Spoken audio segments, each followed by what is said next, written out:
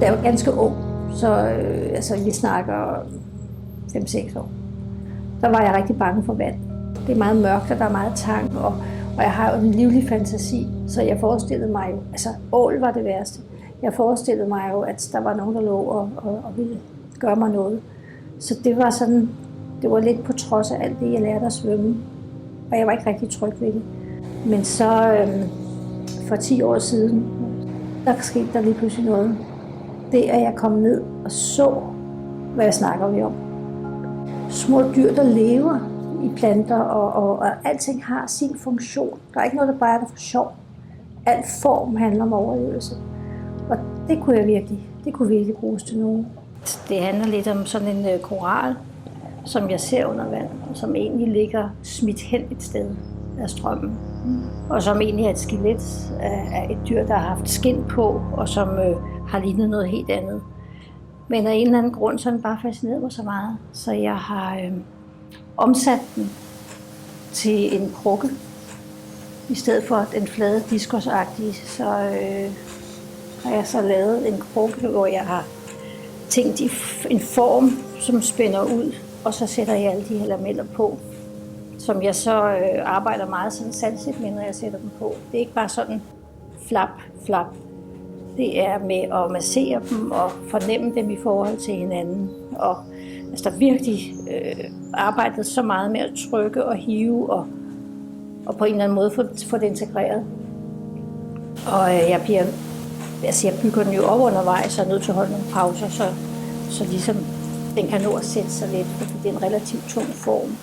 Så på en eller anden måde, så handler det så meget om samarbejde og temperament, og vi kan rigtig blive uvenner.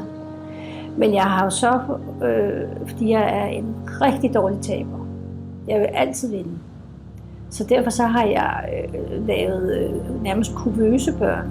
Når jeg laver visse ting, så skal de understøttes, fordi de bliver så bløde, når jeg hælder blødt ler over det, der hedder begitning. Så kan det finde på at revne og ligesom blive skåret igennem, fordi der er jo også vand, jeg tilfører gennem de der begitninger. Og så har jeg opdaget, at man kan faktisk svøbe dem ind. Altså for eksempel sådan nogle former her, som vi kan snakke om senere, de trækker så meget i den ene ende og i den anden ende, og så kan de meget let revne her. Så har jeg opdaget, at de skal støttes. De skal jo lægges ind i noget fint, tyndt plastik og bindes op. Og sådan har jeg altså faktisk været i stand til at lave forme på en måde, som ikke er opfundet. Og så topper jeg det med efter første brænding, at jeg masserer noget glasur ind og tager noget af igen. Lidt sur ind og lidt for lov at sidde.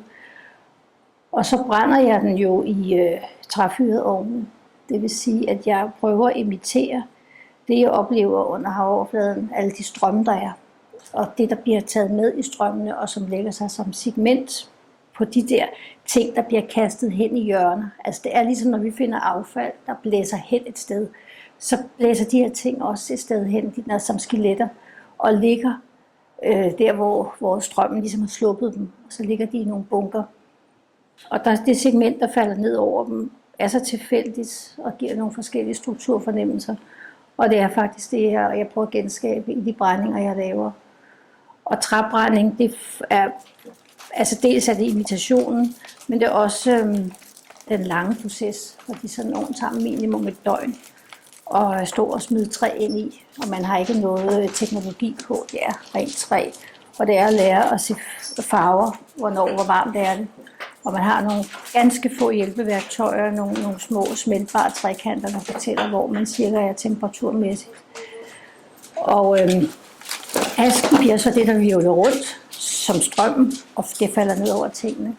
Og så bliver det så toppet med, at der kommer soda i til sidst, som så går ind og forsejler noget og opløser noget. Så jeg ved aldrig præcis, hvad jeg får ud af det, men med læringen, så ved jeg, hvad de stille områder er, og hvordan jeg skal placere den i forhold til andre ting derinde, så man ligesom kan få et skyggeområde, ligesom du kan se af sand under vand. Der kommer nogle hulninger, som har noget at gøre med nogle andre ting i vandet, en stor sten, en beplantning af tang eller et eller andet. Og det er så det, jeg leger med, så jeg synes, det bliver en naturoplevelse. Det er ikke sådan bare, at jeg forsøger at gengive det, jeg ser. Og det skal ikke bare ligne den oprindelige, fordi det gør det jo for så vidt ikke. Og så alligevel får du meget den samme stemning i, og følelsen af, at noget har lagt sig dybt, og noget ligger op og bliver slebet lidt. Det, der ligger øverst her, det bliver også ramt af sodaen og bliver lidt lysere. Så der, på den måde, så kan jeg godt genkende mine tanker omkring, hvad det skulle være. Men det fusionerer så meget. Altså, jeg bruger aldrig noget i en til en. Det er den der fortolkning, jeg har, hvor at det elementet, og det er oplevelsen af at være under vand, jeg godt kan lide at flytte op, og så prøve at efterligne. Så det mærkelige er, at når jeg kigger min skitsebog igennem, så har jeg faktisk skitseret de her for 10 år siden. Altså det er også typisk for mine ting, at de kan arbejde inde i mig i mange, mange, mange år. Og så pludselig så kommer impulsen, og jeg finder sådan en lille ting, som for mange vil sige, det der, væk med den. Hvor jeg så pludselig kan se, at det var det der, jeg ville. Jeg har jo et lager af debedutter. Det er ikke fantastiske kunstgenstande, jeg har. Det er jo det, jeg finder, som er de fantastiske genstande. Og så udvikler jeg, uden at tænke over det. Så hver gang jeg finder en ny historie, altså en ny ting, der har lidt af det samme, så udvikler det sig for mig. Og så ender det med, at jeg pludselig, det er nu, jeg skal lave det.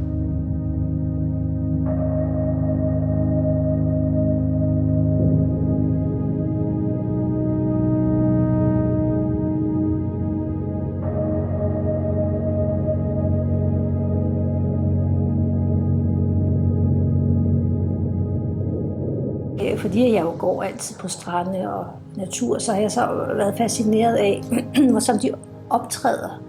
Først som sådan nogle bitte små snotklatter, man tror, der ligger på stranden. Og så oplever jeg deres udvikling, at de får de der flotte former og inde i midten. Jeg ser dem bevæge sig i vandet, så de har ligesom 3 yderbevægelser. Jeg synes, det er ren poesi. Og så har det passet med, at jeg begyndte at lave porcelæn.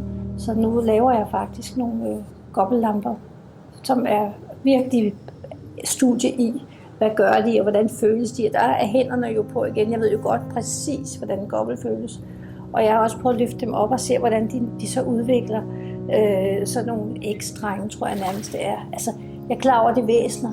De udvikler sig. De har sæson. De har også informering. Der sker en masse ting, som jeg også bliver optaget af. Og så prøver jeg at gengive deres former og deres proces i lamper. Altså, jeg har det sådan, at der er ingen grænser for, altså, hvad man kan gøre og tillade sig på en eller anden måde. Altså, hvis jeg synes, der mangler en lille detalje, så gør jeg det gerne, altså resten af arbejdet. Og laver en ny art. Jeg har bare ikke navne på de nye arter, jeg har lavet. Og det er ikke nogen hemmelighed. Jeg lider forfærdeligt under, sådan som naturen bliver minimeret. Altså bare her til morgen, så kører jeg ind i Svendborg, og i går var jeg så glad for, at der voksede blomster på rabatten. Der har lige været en mand og fjernet det hele. Jeg tænker, det er jo et kæmpe tab. Altså jeg tror ikke, det handler om trafiksikkerhed. Jeg tror, det handler om, at der skal være orden. Men jeg ved jo godt, hvor mange dyr, der savner det der, og jeg ved godt, hvor mange mennesker, der savner det der. Og det er noget af det, jeg har rigtig svært ved. Det er at se, hvordan vi snakker om natur, men jeg ved ikke, hvor mange mennesker, der ser det.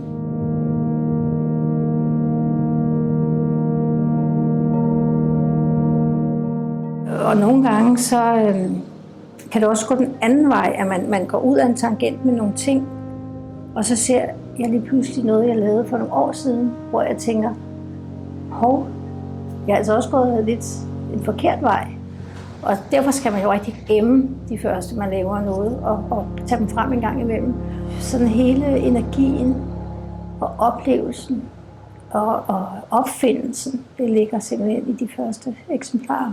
Ting, og som altså, hvis mit hus brænder ud over at skulle have mennesker og dyr ud, så vil det altså være dem. Det er ting, de skulle bare med mig ud.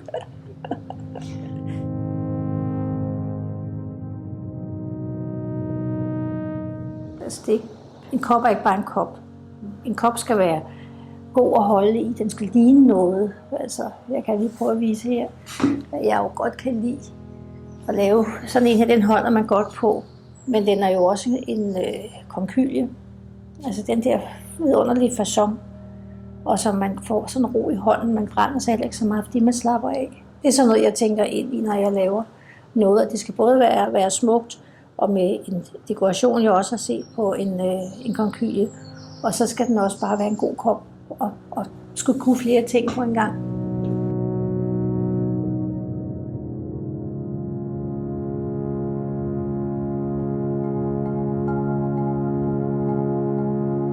Nej, på en måde er jeg sådan lidt ukulturel, kan man sige, fordi jeg har aldrig søgt tilbage til nogle rødder som sådan.